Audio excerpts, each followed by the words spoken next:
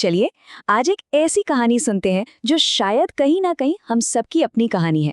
एक ऐसी कहानी जो हमें हमारी असली कीमत पहचानने का रास्ता दिखाती है। तो शुरू करें। लेकिन इससे पहले एक सवाल पर सोचते हैं। कभी सोचा है कि किसी भी चीज की या फिर किसी इंसान की असली कीमत आखिर तय कैसे होती है? क्या ये दूसरे लोग तय करते हैं, हमारा माहौल तय करता है, या फिर हम खुद? इस बड़े से सवाल का जवाब पता है एक बहुत ही सिंपल सी कहानी में छिपा हुआ है।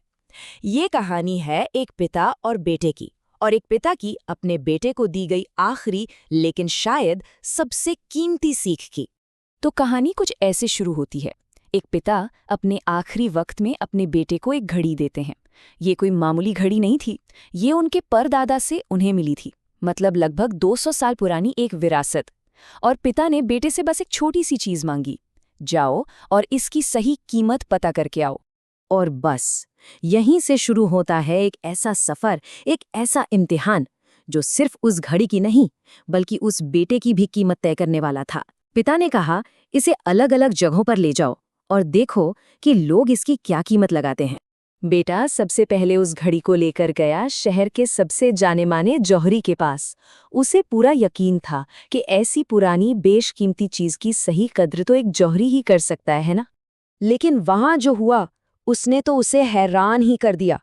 जौहरी ने घड़ी को यूं ही बेमन से देखा और बोला, अरे ये तो बहुत पुरानी है। और जानते हैं उसने क्या कीमत लगाई? सिर्फ $100। 200 साल पुरानी विरासत के बस $100।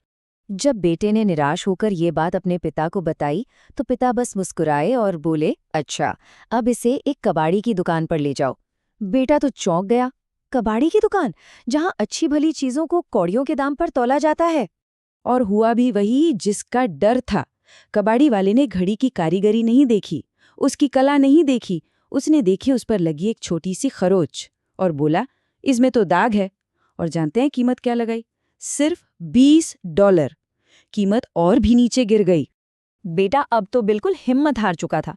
उसे लगा कि ये घड़ी तो बिल्कुल बेकार है। लेकिन पिता ने कहा, बस एक आखिरी जगह और जाओ, शहर के म्यूजियम में।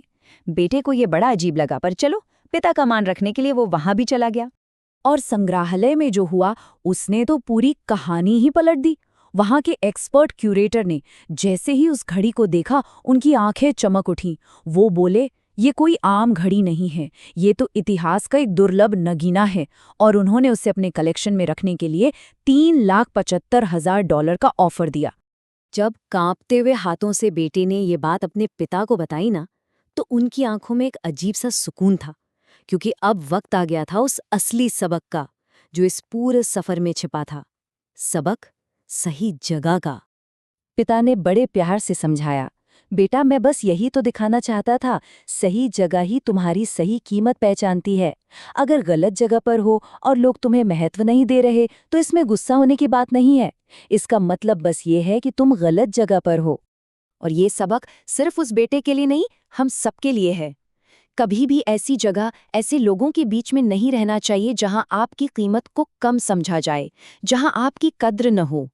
क्योंकि जो अपनी कीमत नहीं जानता ना, वो हमेशा उससे कम पर समझौता कर लेता है जिसका वो हकदार है। देखिए, ये घड़ी की कहानी ना असल में हम सबकी कहानी है। ये हमें सिखाती है कि जिंदगी में सिर्फ गुजारा करने और सही मायनों में फलने फूलने के बीच क्या फर्क होता है। और ये फर्क सिर्फ एक चीज से आता है, अपनी कीमत जानने से। जिंदगी में दो ही तरह के रास्ते होते हैं। एक तरफ वो लोग हैं जो अपनी कीमत का रिमोट कंट्रोल दूसरों के हाथ में दे देते हैं। जौहरी ने $100 कहा तो मान लिया, कबाड़ी ने 20 कहा तो वो भी मान लिया, और फिर गलत जगह पर रहकर गुस्सा होते रहते हैं। दूसरी तरफ वो लोग हैं जो जानते हैं कि उनकी कीमत क्या है। वो किसी की राय से अपनी वैल्यू कम नहीं करते, बल्कि वो उस म्यूजियम को ढूंढते हैं जहां उनकी सही कद्र हो। जो लोग अपनी कीमत जानते हैं ना, उनके कुछ उसूल पक्के होते हैं। वो छोटी सोच वाले लोगों की बातों को दिल पर नहीं लेते। वो अपनी पहचान की चाबी किसी और के हाथ में नहीं देते। वो अपनी कीमत का टैग खुद लगाते हैं। और सबसे बड़ी बात, वो कहीं फिट होने के लिए या किसी को खुश करने के लिए अपनी कीमत पर कोई डिस्काउंट नहीं देते। तो सवाल ये उठता है कि ये जो अनब्रेकेबल सेल्फ वर्थ है, ये अटूट आत्मसम्मान, ये बनता कैसे है? ये कोई जादू नहीं है, इसका एक सीधा साधा लेकिन बहुत मजबूत एक्शन प्लान है जिसे कोई भी अपनी जिंदगी में अपना सकता है। सोचिए, इसकी नींव 4 मजबूत पिलर्स पर टिकी है। पहला, अपनी कीमत खुद तय करें, दुनिया की राय को रिजेक्ट करना सीखें। दूसरा, हर रोज खुद पर काम करें, अपनी स्किल्स, अपनी नॉलेज, अपनी वैल्यू को रोज थोड़ा थोड़ा बढ़ाएं। तीसरा, अपना दायरा बहुत सोच समझ कर चुनें, अपने आसपास से उन लोगों को हटा दें जो आपकी एनर्जी खत्म करते हैं या आपको छोटा महसूस कराते हैं। और चौथा, खुद से और जिंदगी से हमेशा बेहतर की मांग करें, अपने स्टैंडर्ड्स ऊंचे रखें। और हाँ, एक बात हमेशा दिमाग में रखनी है, सेल्फ वर्थ कोई ऐसी चीज नहीं है जो एक दिन में बन जाए। ये एक इमारत की तरह है जिसे हर रोज ईंट दर ईंट अपनी मेहनत से, अपने अनुशासन से और अपने फैसलों से बनाना पड़ता है। इसका कोई शॉर्टकट नहीं होता। तो आखिर में बस इस एक लाइन को, इस एक मंत्र को अपनी जिंदगी का हिस्सा बना लीजिए। ये एक वादा है जो खुद से करना है। अपनी कीमत को जानें, उसे बनाएं और फिर चाहे कुछ भी हो जाए, कभी भी किसी भी हालत में उससे कम पर समझौता ना करें। और अब मैं आपको इसी एक सवाल के साथ छोड़े जा रहा हूं। जरा सोचिए, आपकी जिंदगी में वो जौहरी, वो कबाड़ी वाला और वो म्यूजियम क्यूरेटर आखिर हैं कौन?